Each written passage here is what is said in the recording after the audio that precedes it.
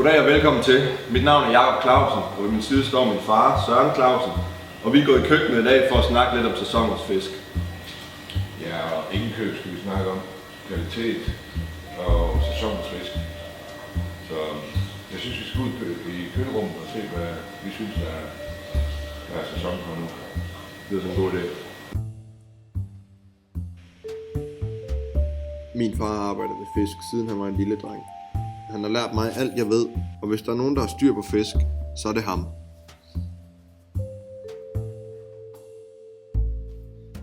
Ja, men Jacob, så har vi været inde i kølerummet. Det, der sådan er højsæson for nu, det er jo kogefisk. Om vinteren, der er det jo suppe og nogle ting, der kan give os varmen, når vi kommer hjem. Og i dag har jeg valgt torsk, fordi det er højsæson for torsk lige nu. Der er selvfølgelig også nogle andre fisk, såsom havkat og lyssej. Men jeg synes, det her det er så dejligt og en traditionel spise. Og hvis man kører den rigtig hjem, så er den heller ikke dyr på den her årstid. Og så har vi torsken her jo, og så har vi, som også har højsæson nu, torskerovn. Og vi har leveren. Og så synes jeg også, det vi skulle vise muslinger, fordi det er også noget, der er dejligt her om vinteren. Nå fatter, hvad skal vi tage fat i som det første? Jamen det, der er vigtigt, det er jo, at vi lærer vores forbrugerne, hvordan man køber fisk ind. Så jeg vil prøve at lave 2 udskæringer. Det man skal huske på også forklare kunderne, det er, at jo større en fisk er, jo dyrere er den per kilo. Okay. Så hvis man nu for eksempel er 4 mennesker, og man er ligeglad med, at man vil have et stykke af en stor, så kan man købe en fisk på 2 kilo. Den er billigere per kilo end den her, som vejer 3,5-4 kilo. Her er nok til 10-12 mennesker. Så hvis det er hverdagsmad, ikke, så skal man huske at forklare forbrugeren det. Ja. Ellers så er det jo, det, man kan købe en hel, som man bare lægger hjem i ovnen. Men den skal selvfølgelig gøres grydeklar, det skal man altid huske at gøre det for folk gør. Men nu vil jeg prøve i dag at vise, hvordan vi laver en udskåret torsk, hvor man skærer det i skiver. Det man i gamle dage kaldte katbjerg. Og så vil jeg prøve med den anden at skære i fileter. Okay. Så allerførst gør jeg lige fisken i stand.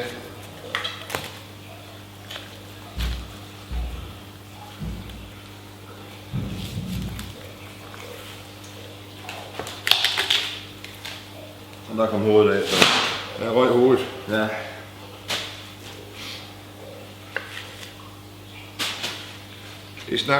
Det solgte man meget af i gamle dage eller før.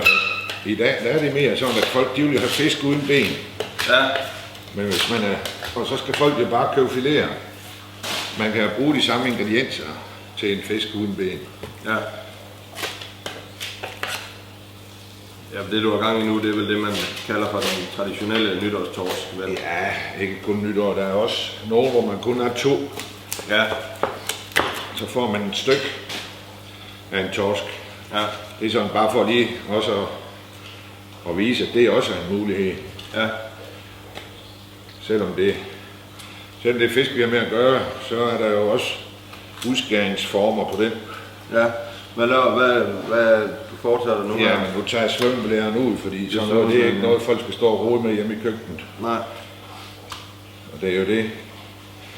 Hvis man er fagmand, så skal man jo være stolt af det, man har med at gøre, og så skal man jo også gøre det sådan, at kunden har det så nemt som muligt. Ja. Men man kan jo sige, at det her, det bliver jo ikke dyrere af, når vi står og laver det her. Det er jo det, som vi især som specialbutik skal leve højt på, det er jo service.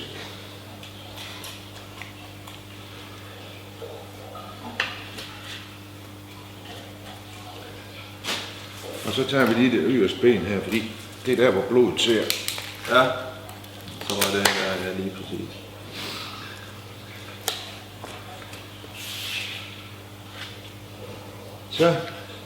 Så skyller man den jo normalt, men ellers så skærer man den jo ud i sådan nogle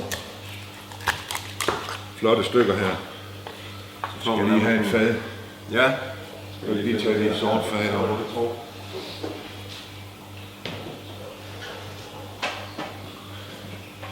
godt.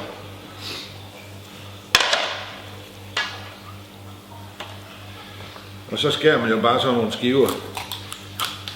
Man kan lave sådan nogle her, hvor man laver i sådan nogle portionsstykker. Ja. Man kan lave et stort stykke, hvis folk gerne vil have et stort stykke. Men nu i dag, så prøver vi at skære det ud i sådan nogle flot nogle her. Så det er simpelthen portionsstykker, du skærer der? Det er til ja. En enkelt. Og der er det igen, som desværre forbrugeren ved ikke ret meget om, hvor meget man bruger per portion, per person. Ja. Men til en hverdagsmad, hvis man er 2 voksne og 2 børn, så skal man have cirka 600 gram, 500-600 gram. Mere skal der ikke til. Men det er jo meget gange sådan, at når folk ser sådan et stykke her, så siger de, hvis man siger, her er til 2 personer, det var nok en 400 gram. Hvor jeg forestiller mig. Ja, det var 428 gram. Så vil kunden typisk sige, jeg har været udsat for det mange gange, der er ikke mere end hvad min mand spiser. Nej. Og det er fordi, når folk køber fisk, så er det øjet, og så ser det ikke ud af ret meget. Hvis en kunde går ind til slagteren og skal have nogle bøffer eller noget hakket, så ved de, hvor mange gram de skal have per person. Ja. Så det ville være dejligt, hvis vores kunder lærte, at man spiser som voksen 200 gram, når fisken er gjort ren. Hvis den er helt, spiser man 350 gram. Og hvis der er børn med os, så er det 175 gram. Okay. Ja, det er en god huskedag. Det er vigtigt, at vi forklarer kunden det, fordi det, der sker, det er jo, at hvis kunden synes, det her det er for lidt til 2, ja. Jamen så får hun et stykke mere, og så bliver prisen jo høj. Ja. Og det klager kunden ikke over, når hun er hernede. Men derimod, når hun ser det hjemme og spiser med sin mand, ja. Så siger hun, gud, hvad er fisk med en dyrt. Ja. Men det er sådan set, fordi hun har købt alt for meget. Og derfor er det vigtigt, at vi lærer vores kunder det. Jamen se, det er jo noget dejligt, og man kan jo se blodet. Man kan se stivheden på fisken.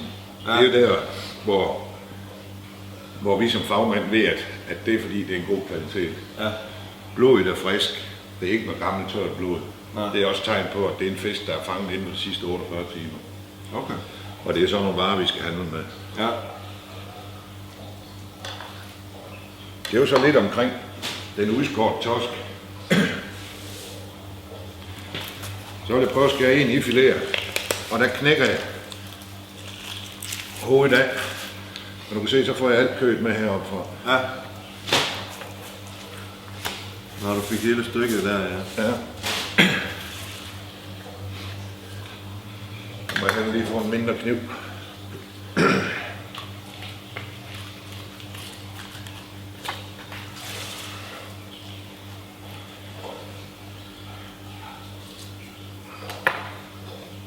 Og der bruger jeg jo så en tang, for jeg kan godt lide den overflade, der kommer. Fisken ser så flot hvid ud. Ja. Men der er mange, de gør og skraver skinnen derinde. Ja. Jeg kan nu godt lide, at jeg synes, når vi nu er håndværker, så, og gerne skal være stolt af det, vi laver, så vil vi også gerne have et flot resultat. Nu er det her jo en stor fisk, der skal i fileter. Men der kan du jo se, prøv at se, hvor flot hvid den er. Ja, så er det. Og den sætter jeg så lige op her.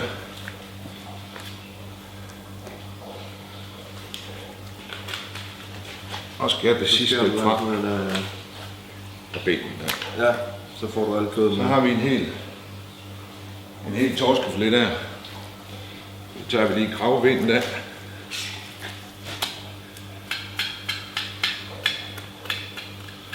Og skraver det her.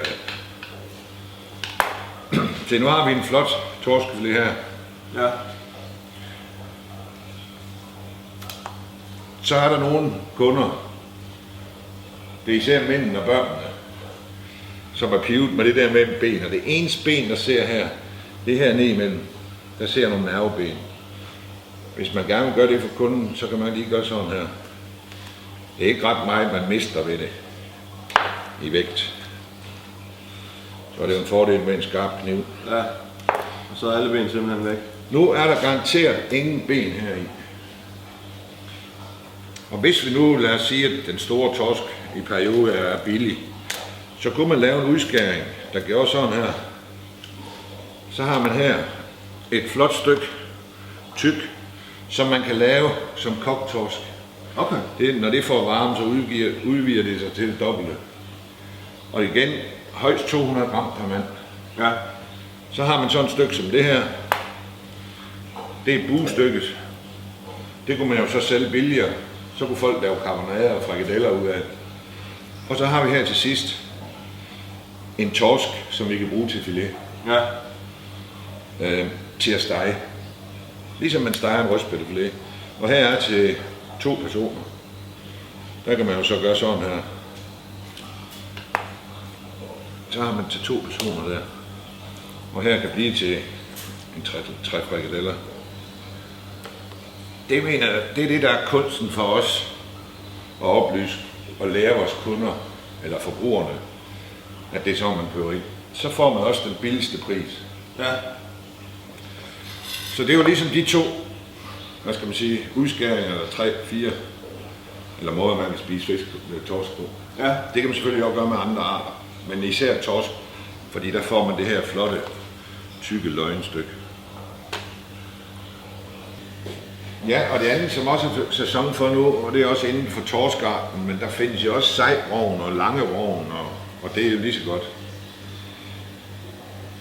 Det er jo sådan nogle lækre torskrovn, de er her jo nu, og så ind til marts måned, midt i marts måned. Det er jo noget af det aller sundeste, man kan få. Ja. Det er torskrovn, der er så mange vitaminer i. Og ja, det koger man, og man skal altid koge det først, synes jeg. Fordi at når det så er kogt, så kan man skære det ud i portioner. Eller i stykker, så kan man stege det på panden bagefter. Okay. Og den måde, man koger det på, det er, at man skal altid pakke det ind. Fordi det er jo sådan en lidt tynd hinde, og hvis der går hul på den, så går det ud i gryden jo. Så bare lige pakke det ind i noget pergamentpapir med et gummibånd omkring. Okay. Så ned i gryden. Og hellere koge det 5 minutter for meget end 5 minutter for lidt, så man er sikker på, at den er kogt helt igennem. Men ellers så kan man lige få fiskehandlen til at skære det over, og I kan se, det løber ikke ud. Og så pakke det ind sådan, fordi så har man nogle gode stykker, man kan skære af. Okay. Når stykkerne er større. Hvis det har nogle små nogen, så er det meget, fordi det passer til en portion. Det er der sæson for nu, og det er også nu, det er billigst. Ja. Okay. Og det skal vi huske at fortælle kunderne. Ja. Nu har jeg jo meget unge kunder, der også kommer ned i butikken tit. Og det er jo mest, må man nok desværre erkende, at det er ældre mennesker, der spiser sådan noget som torsk og rogn. Ja. Men det er nok vores egen skyld, for vi har nok ikke været gode nok til at oplyse om, hvad det her, hvor vi under produkt det her det er. Fordi børn, de elsker torskrogn. Men de får det desværre, det er for dåsen af. Ja. Men vi skal snakke om økonomi i det også, og det gør man jo i dag med hensyn til mad også. Så koster det her det halve kiloet, hvad det koster i dåse. Okay. Og dåserogn, det er overmoden rogn, der, hvor der er puttet en masse tilsætningsstoffer til og bindemel. Det her, det er den rene vare. Og hvis folk vil gøre det, og koge og lave sådan noget til deres børn, så skal de nok vende sig til at spise det. Det er jo mange gange, fordi at det er lettere at åbne en dåse, skære i skiver og lægge på et rugbrød. Ja. Men det har intet sammenligning, hverken ernæringsmæssigt eller sundhedsmæssigt. Fordi at, og det skal vi jo huske, vi spiser jo altså for at leve. Ja. Så det er det eneste rigtige at give deres børn, og så give dem det nu, hvor det er sæson for. Ja, så du siger altså, at det som er her, selvom det ikke ser lige så appetitligt ud, som det gør i dåsen, så vil det her fungere endnu bedre, meget bedre, end faktisk at få det ud af dåsen, ja. Efter det er kogt. Ja. Og man kan sagtens smøre det på også, det er bare lige at trykke lidt på det. Ja. Okay. Men altså, det er også et godt tilbehør, ligesom når man får noget andet som tilbehør til kogt torsk. Men igen, så skal man så huske, så skal man ikke købe så meget torsk. Fordi stadigvæk, vi skal ikke have mere end de der 225 gram per person. Nej. Så hvis man skal have rogn som tilbehør dertil, så nøjes med et mindre stykke torsk. Okay. Det er også det er også med til, at folk ikke synes, fisk er dyrt. Ja. Og vi har jo også leveren, Og det er jo ikke meget, men altså for en 20-30 år siden, der købte folk altid det her, når de skulle have kokketorsk. Så det er simpelthen det torskelever, du har? Det er torskelever, ja. Okay. Det er det, der sådan lige er sæson for med hensyn til torsken, som passer sammen. Ja. Du skal se, vi ser jo noget, må jeg blive skeptisk ud som lever her.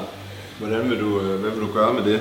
Jamen altså, det skal saltes lidt, og det skal også pakkes ind og koges, inden man laver noget mere ved det. Så det er samme procedure som med ovnen? Ja, det er det.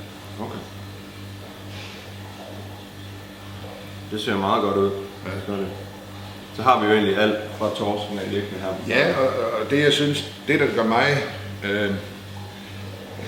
hvordan skal man sige det lidt, det er så vigtigt, at vi får de her råvarer frem til forbrugerne. Ja. Det er så vigtigt for at oplyse om, det er ikke nok bare at putte noget i munden, men at det vi putter i munden, det også giver mening. Ja. Altså at det ikke kun er smag, men at det vi spiser, det er også noget, der giver vores krop noget kraft til at fungere. Ja. Det er jo det, vi snakker så meget om i alle andre henseender. Fisk bliver så desværre, ja, det bliver nævnt, at vi skal spise fisk, men folk er lidt usikre på det. Ja. Men altså, jeg synes jo selv, fisk det er meget nemmere at have med at gøre end kød. Sådan et stykke som det her, hvis du laver det inde i ovnen i brædepande, det skal have 10 minutter, ja. Så er det færdigt. Og klar til at spise. Det kan ikke være nemmere. Nej. Og som du siger nu, også når man går til slagter, det kan jo godt være, at det ikke ser ud af så meget her, men der kan jo være, altså der er jo et måltid her til 15 personer. Ja, i sådan en hel fisk. I det hele her, ja, som vi har på fadet. Det tror jeg ikke engang kan gøre det, men altså hvis vi vejer sådan et stykke som det her, så vejer det 356 gram, så det er lige før det er nok til 2. Ja. Og der får man altså nok at spise, fordi der er jo også en god sennepsauce, der er også kartofler til, og der er måske lidt rogn. Skulle man nu have et stykke rogn til sådan et her, så er der nok til 2. Ja, lige præcis. Og det er da rigtigt, når kunden står nede i butikken og ser sådan et stykke, det spiser min mand alene, siger de sådan. Ja, lige præcis. Og det kunne man da også godt, men det ville jo være svineri. Det svarer til, at man spiser 2 engelske bøffer. Ja. Det gør man jo heller ikke til daglig. Nej, så bliver man bare over med at ligge på sofaen resten af aftenen. Det duer ikke. Det er der ikke så meget ved, nej. Det var det. Det var det, der var ved torsken, så. Det sidste, vi skal snakke om i dag, det er blåmuslingen. Blåmuslingen er et skaldyr, som vi kan være så heldige at have hele året rundt, medmindre det bliver alt for varmt. Som I kan se her, så er det små muslinger, hvor inde i kødet sidder.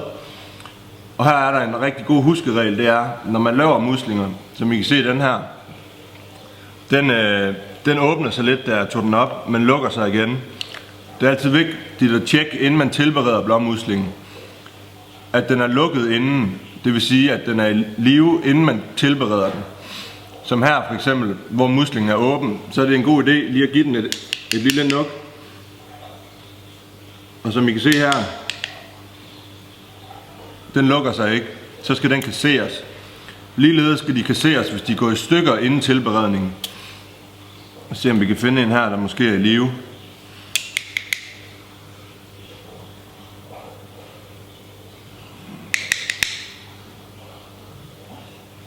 Som I kan se her, den her lukker sig stille og roligt, efter jeg har banket et par gange ned i bordet. Den er så også klar til at blive tilberedt. Muslinger er som alt andet skaldyr et lækkert spise, og det gode ved sådan noget som muslinger er, at det er ikke noget, man spiser hurtigt. Det er for det meste noget, man sidder og hygger sig med. Nå, fatter. Var det de rigtige oplysninger, jeg kom frem til? Jamen, det var. Du var inde på det med at spise nogle skaldyr. Du var også inde på det der med, noget, som man sagde, hygge sig med. Det er det, men det er også noget, man kan bruge til i forvejen. Ja. Det, der er vigtigt for os, det er jo, at det er super friske muslinger. Vi får hjem 3 gange om ugen. Men også for mig, at man bruger. Ja. Og det der er i, det er jo, at hvis man bare skal se og kun spise muslinger og brød, så skal man regne 0,5 kilo per mand, så er der rigeligt. Okay.